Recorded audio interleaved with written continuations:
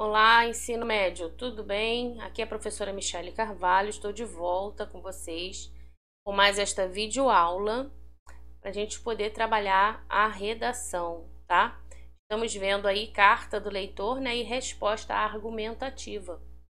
Hoje eu vou pegar com vocês os exercícios, tá? Livro 3, carta argumentativa, carta do leitor e resposta argumentativa, tá bom? Então, você organiza aí página 135. Na 134, nós deixamos a redação, né? Que era para você desenvolver, tá? E agora nós vamos aqui para a página 135, ok? Então, pega seu material, pega o seu livro, tá, gente? É o livro 3. Lembrando que estamos aí no terceiro trimestre, né? Então, precisamos continuar desenvolvendo, estudando, porque o ano ainda não terminou. Vamos lá, então? Eu vou ler com vocês esse primeiro texto, ó. Tá aí comigo? Leia os textos enviados a uma revista por 2 de seus leitores. Então, imagine, a gente está trabalhando carta do leitor, correto? Então, você tem 2 trechos aqui de textos que foram enviados por leitores de determinadas revistas, tá? Então, o leitor 1 diz assim: o alto número de óbitos entre as mulheres fez com que os cuidados com a saúde feminina se tornassem mais necessários. Hoje sabemos que estamos expostas a muitos fatores, por isso, conhecer os sintomas do infarto é fundamental, tá? E o leitor 2 diz o seguinte: os médicos devem se aprofundar nos estudos relacionados à saúde da mulher. A paciente, por sua vez, não pode deixar de se prevenir. Nesse processo, a informação, os recursos adequados e profissionais capacitados são determinantes para diminuir os infartos, tá? Então, são 2 cartas aí enviadas por leitores diferentes, ok? A questão é a seguinte: a comparação dos textos enviados pelos leitores permite afirmar corretamente o que, gente? Então, olha só, você tem essas duas cartas, né, 2 trechos, como eu já havia falado, e ele quer saber a comparação desses textos. O que a gente pode afirmar a partir desses 2 textos que nós lemos? 2 pessoas escrevem à revista para ressaltar a importância dos cuidados com a saúde da mulher. Então, percebeu? Assim que a gente lê o texto do leitor 1 e o texto do leitor 2, a gente consegue identificar a preocupação deles com a questão da saúde feminina, né? Tanto que ele fala aqui, ó, questão de recursos adequados, profissionais capacitados, né? Que a mulher, ela precisa se cuidar, tá? Aqui em cima ele cita, né, a quantidade de óbitos entre mulheres, fez com que os cuidados com a saúde feminina se tornassem mais necessários, percebeu? Então, esses 2 leitores têm uma mesma preocupação, tá? Que é a importância dos cuidados com a saúde da mulher. Então, é a letra C, né?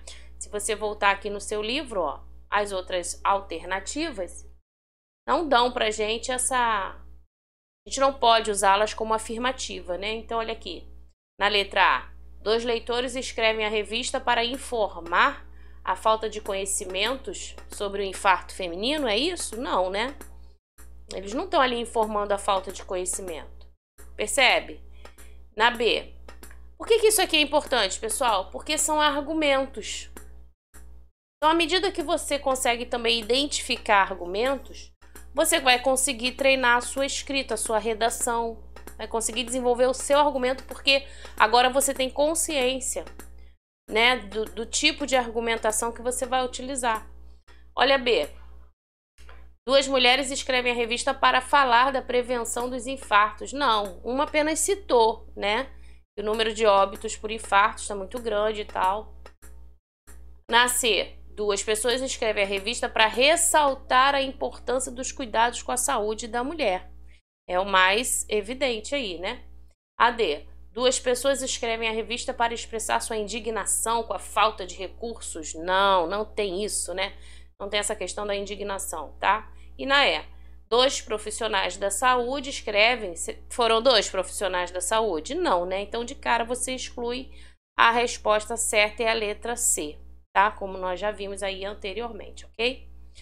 Vamos para a próxima questão e o início do texto começa aqui na página 135, tá? Então, acompanha a leitura aí comigo. O filósofo e romancista Humberto Eco concedeu uma entrevista ao jornal El País em março de 2015, pouco menos de um ano antes de sua morte. Na ocasião, o escritor falou sobre o conteúdo do seu último romance, Número Zero, uma ficção sobre o jornalismo inspirada na realidade e sobre as relações da temática da obra com a atualidade, o papel da imprensa, a internet e a sociedade, tá? Tá acompanhando aí? Ok. Aí repara que agora é uma entrevista, né? Então tem perguntas e respostas, tá? Deixa eu ver aqui o exercício. A gente passar, ó, número da página 136. O que ele quer realmente saber aqui, gente? Uma das formas de estabelecer a coesão, olha só, presta atenção, no texto é recorrer ao uso de encadeadores argumentativos, ou seja, uma das formas de você ligar, né, de você trazer sentido ao texto é utilizando esses elementos aí que vão trazer sentidos argumentativos. Assinale a alternativa que indica corretamente a relação entre o encadeador e o efeito de sentido produzido.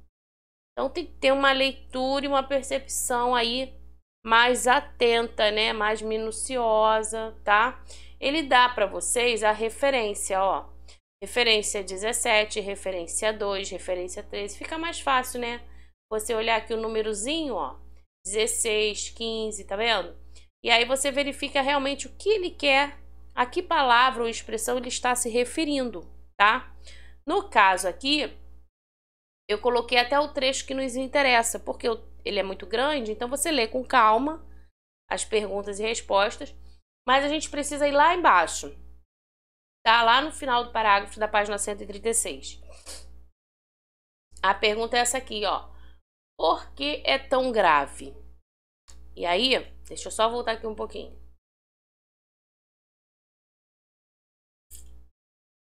Aqui. Ele faz algumas perguntas, olha só. Agora, a realidade e a fantasia têm um terceiro aliado, que é a internet, que mudou por completo o jornalismo. Aí vem a resposta, depois a pergunta. Atualmente é difícil pensar no mundo do jornalismo que era protagonizado aqui na Itália por pessoas como Pietro e Indro Montanelli.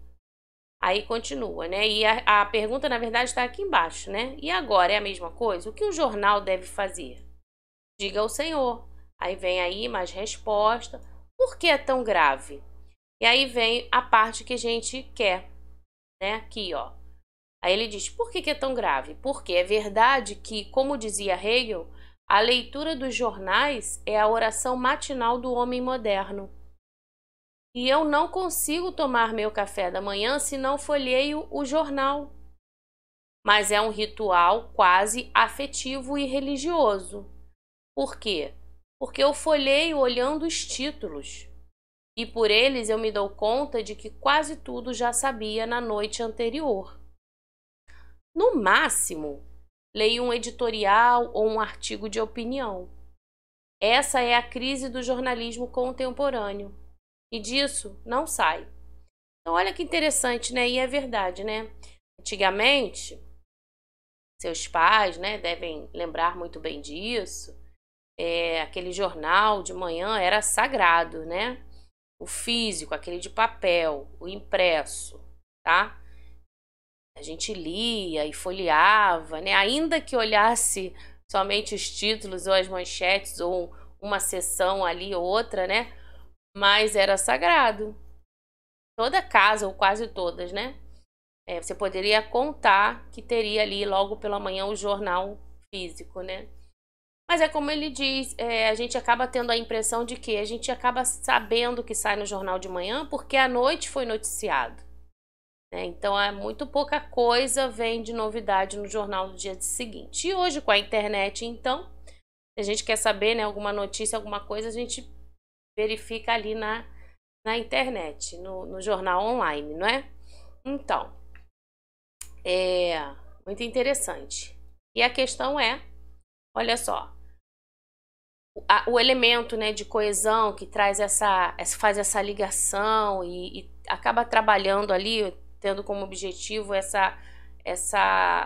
encadeando a argumentação, né, ligando aí, tornando uma argumentação mais firme, né, mais em contento. Então, olha só, na letra A, nós temos o seguinte, no máximo, referência 17, tá aqui, ó, acompanha aí, tá?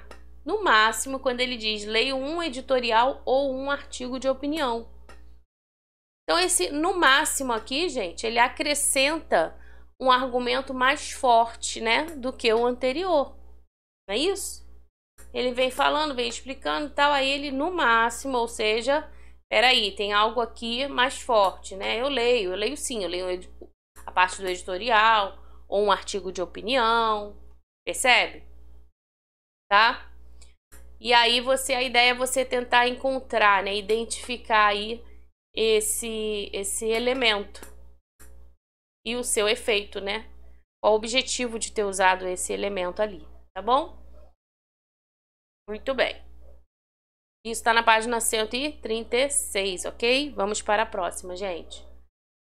Aqui, ó, o texto acima é um exemplo de gênero textual, resumo, ensaio, biografia, resenha editorial. Vamos lá? Vamos dar uma conferida aqui? Ver o que diz aqui. Ó, já vai aparecer aqui o correção, né? Mas é importante a gente dar uma olhadinha aqui, tá? A ação sob um novo olhar. Vamos ler? O cineasta Luc Besson é catalogado como o diretor francês que mais se parece com um profissional americano de Hollywood, por seus longas serem carregados de ação explosiva, além de quase sempre protagonizados por anti-heróis, típicos de produções da terra do tio Sam. A presença de astros consagrados reforça essa definição. Basta lembrar filmes icônicos como Nikita, que virou até seriado nos Estados Unidos. O Profissional, O Quinto Elemento e as franquias Carga Explosiva e Busca Implacável. A diferença de Besson está no modo inteligente como ele insere, num peculiar cinema comercial, arte e reflexão, sem parecer picaretagem, conseguindo atrair a simpatia de diferentes públicos. Lucy é o mais novo projeto com essa marca. A estrela Scarlett Johansson, né, surge numa história que num primeiro momento lembra um filme de super-herói. Scarlett faz uma mulher acidentalmente envolvida na negociação de uma droga experimental, que ao entrar em sua circulação faz com que ela aumente a utilização do seu cérebro em 100%. A turbinada resolve então procurar um pesquisador, Morgan Freeman, do assunto, ao mesmo tempo em que um traficante está à sua procura. Então imagina a aventura que não é, né? A ação toda envolvida aí. Com o filme colocado dessa forma, Lucy parece uma prima próxima da personagem Viúva Negra, também interpretada por Scarlett na série de filmes com super-heróis da Marvel, igualmente com cenas eletrizantes de luta. Mas Lucy, no original, também faz uma reflexão em torno de questões como evolução, metafísica e tempo. Percebe-se que Benson se diverte pelo jeito como desenvolve a narrativa. A cada estágio de transformação de Lucy, o diretor intercala as explicações científicas do tal pesquisador. Tudo de maneira a sustentar o conceito por trás da trama, desenvolvido com extrema habilidade e no ritmo propositalmente acelerado, com o objetivo de dar credibilidade ao improvável. Então, gente, o texto acima é um exemplo do gênero textual. Temos aí a resenha, né? Você vê que ele vem acrescentando aí suas impressões e vem resumindo a obra, né? Ele não só resume, tá? Mas ele também apresenta aí a sua opinião, né? A sua impressão sobre o filme. Ok? Questão 2, vamos lá? No trecho apresentado, são utilizados vários argumentos que demonstram que o objetivo principal do produtor do texto em relação ao público-alvo da revista é convencer o leitor da importância. Deixa eu sair daqui para não te atrapalhar. Convencer o leitor da importância de ler essa edição especial da revista, tá? Então aqui, ó, nós temos aqui questão 2. Manter as contas sob controle e as finanças saudáveis parece um objetivo inatingível para você? Tenha certeza de que você não está sozinho. A bagunça na vida financeira compromete os sonhos de muita gente no Brasil. É por isso que nós lançamos, pelo 3º ano consecutivo, este especial com informações que ajudam a encarar a situação de forma prática, sem malabarismos, mas com boa dose de disciplina. É possível quitar as dívidas, organizar os gastos, fazer planos de consumo que caibam em seus rendimentos mensais e estruturar os investimentos para fazer o dinheiro que sobra render mais. Ter dinheiro para viver melhor está diretamente relacionado à sua capacidade de se organizar e de eleger prioridades na hora de gastar. Aceite o desafio e boa leitura. Então, olha que interessante, gente. Fazer esse dinheiro aí render, ou dá para você, né? Tem a ver com a sua organização, com a sua capacidade de organização, tá vendo? E também, principalmente, né? Colocar as prioridades, aí eleger prioridades na hora de você sair gastando, né? Muito bem. Então, nesse trecho aí, são utilizados vários argumentos que demonstram que o objetivo principal do produtor do texto em relação ao público-alvo da revista qual é? Ajudar o leitor a conquistar suas dívidas e organizar sua vida financeira? Persuadir o leitor de que ele não é o único com problemas financeiros? Ou convencer o leitor da importância de ler essa edição especial da revista?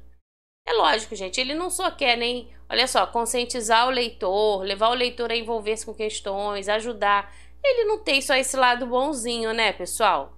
Ele quer convencer o leitor em ler a revista, porque afinal de contas eu preciso vender a revista, o tema é importante, vai atrair muita gente, mas eu preciso estar divulgando isso para que as pessoas venham ler sobre esse assunto, né? Então, a intenção aí qual é? Convencer o leitor da importância de ler essa edição especial da revista, ok? Portanto, aí, ó, letra E, tá? O objetivo de atrair, né, de convencer, ok? Muito bem. Vamos lá, então. Próximo slide. Círio Pocente, ele defende a tese de que não existe um único português correto. Assim sendo, o domínio da língua portuguesa implica, entre outras coisas, saber o que, gente? Página 137. Vamos ver. O que diz aqui na página? Ó, esse texto aqui, vamos ler? Só há uma saída para a escola se ela quiser ser mais bem-sucedida: aceitar a mudança da língua como um fato. Isso deve significar que a escola deve aceitar qualquer forma da língua em suas atividades escritas? Não deve mais corrigir? Não, olha aí, não, atenção.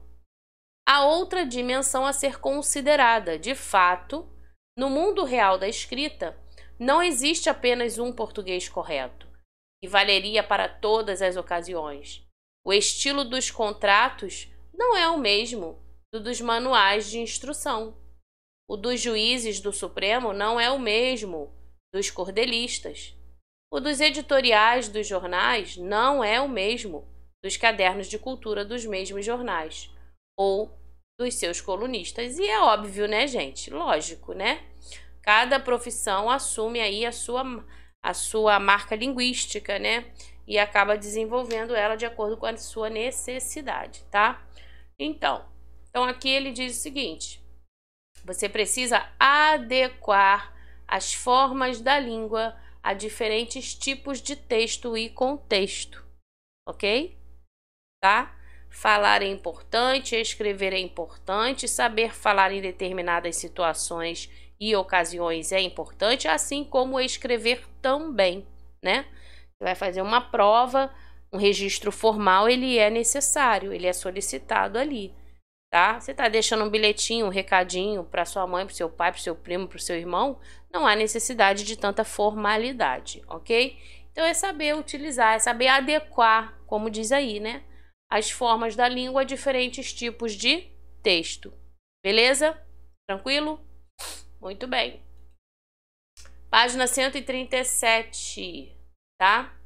Questão aí do Enem, Secretaria de Cultura. Ela começa aqui no finalzinho da 137, ok? Então diz assim, ó, é um edital. Conhece um edital? Você vai prestar concurso? Você tem que dar uma lida no edital, gente. É muito importante, né? Ali no edital vem todas as informações, as direções, o conteúdo, a matéria, tudo que você precisa para aquele concurso, tá? Vamos ver aqui no caso o que diz esse edital da Secretaria de Cultura.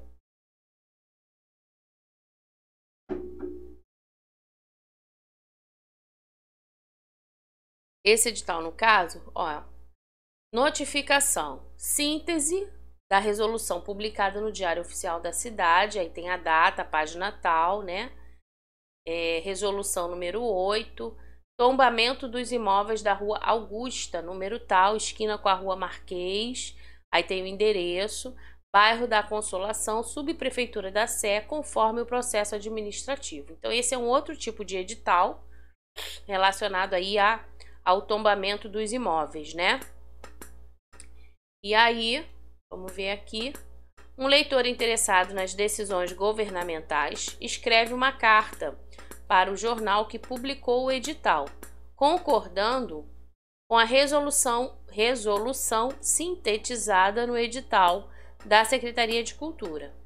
Uma frase adequada para expressar a sua concordância é... Então vamos ver. Que sabe a iniciativa, os prédios em péssimo estado de conservação devem ser derrubados. Ou, até que enfim, os edifícios localizados nesse trecho descaracterizam o conjunto arquitetônico da Rua Augusta. C. Parabéns, o poder público precisa mostrar sua força como guardião das tradições dos moradores locais. D. Justa decisão, o governo dá mais um passo rumo à eliminação do problema da falta de moradias populares. E congratulações, o patrimônio histórico da cidade merece todo o empenho para ser preservado. Então ele quer saber o seguinte: um leitor interessado nas decisões governamentais escreve uma carta para o jornal. A frase adequada para ele expressar sua concordância seria qual, gente? Letra E, pode ser? Congratulações, o patrimônio histórico da cidade merece todo o empenho para ser preservado, tá? Então você tem aí, de acordo com esse edital, ó, tombamento dos imóveis no bairro, né? Processo administrativo, síntese da resolução publicada no Diário Oficial, tá? Muito bem. Lembrando que é um edital da Secretaria de Cultura, ok? E aí, gente, chegando no final, a gente tem aqui a parte de sintetizar a unidade, né? E temos algumas perguntinhas aí para responder, tá? Página 138. Qual é a estrutura básica da resposta argumentativa e o que caracteriza principalmente? Qual é, então, a estrutura básica de uma resposta argumentativa? No início lá da unidade você tem a estrutura básica, nós temos aí, ó, introdução, desenvolvimento e conclusão, tá? o que caracteriza é justamente a defesa de uma opinião, né? Se é uma resposta argumentativa, o que vai caracterizar? A defesa de uma opinião, ok? Ele se utiliza de argumentos para fazer essa defesa. Então, você coloca aí, ó, as 3 partes são introdução, desenvolvimento e conclusão, tá? O que caracteriza a resposta argumentativa é a defesa de um ponto de vista, de uma opinião, por meio de argumentos, ok? Então tá. Questão 2. Cite 2 características da linguagem da resposta argumentativa. Características da linguagem, gente. A linguagem deve ser de acordo com o uso da norma padrão e formal da língua portuguesa, ok? Desculpa, deu vontade de espirrar aqui. Na terceira pessoa do discurso, tá? Então, essa linguagem deve ser de acordo com o registro formal, né? Com a norma padrão da língua portuguesa. Na terceira pessoa do discurso, tá?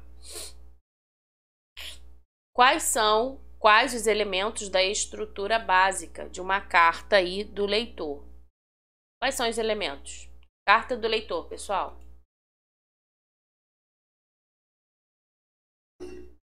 Vocativo, né? A forma como você está destinando a carta, está enviando, está chamando, né? Está tratando com essa pessoa. O vocativo, a introdução. Como todo texto, né, dissertativo, vamos pensar assim, tem que ter a introdução, né, em que você inicia o assunto, apresenta o assunto. No desenvolvimento, em que você discorre, né, os exemplos, as situações, os casos envolvidos, né? E a conclusão é você retomando um pouquinho da introdução e fechando a sua ideia, tá? É importante ter uma despedida e, se necessário for, uma assinatura, né? A gente já falou que, dependendo, vamos supor, a carta do leitor de uma revista, de um jornal, é importante você assinar. Diferente da carta que você envia, uma carta pessoal, por exemplo, que o nome já vai no envelope, né? Então a pessoa já sabe quem enviou. Por exemplo, você está escrevendo uma carta numa prova de concurso. No cartão já tem o seu nome, entendeu? Então, só você ficar atento a esses detalhes, tá bom? E a questão 4, né? Cite 3 características da linguagem da carta do leitor. 3 características da linguagem da carta do leitor. Vamos lá? Primeiro, a linguagem pode ser mais pessoal, escrita em primeira pessoa, ou impessoal, escrita em terceira pessoa, tá? De acordo aí com a intenção do autor, ok? Segunda característica, deve ser simples, objetiva, tá? Sempre seguindo a norma culta da língua, tá, gente? Ok? Dá mais crédito, né, pessoal? Ninguém vai querer ler um texto mal formulado, mal escrito, empregado aí de forma inadequada, né, gente? E terceira característica, não deve conter expressões de baixo calão. O que é isso? Palavrões, né? Tá? Expressões populares, frases preconceituosas. Cuidado, pensa antes de escrever, né? Gírias, vícios. Sempre se pergunta, eu tô sendo preconceituoso se eu escrever isso? Se eu... Entende, gente? Tá? Cuidado aí com essa formação aí nessa escrita, beleza? Muito bem.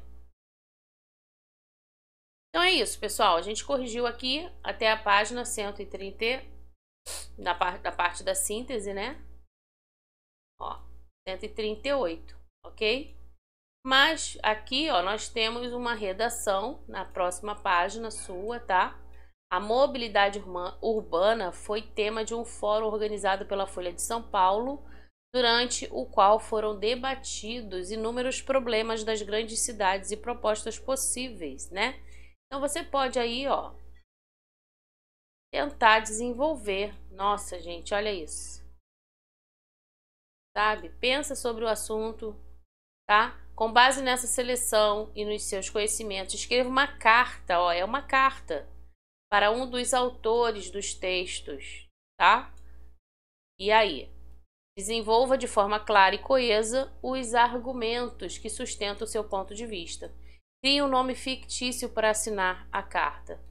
Então, vamos lá? Vamos treinar? E é isso, gente. Vou finalizar aqui, ó. Estude, tá bom?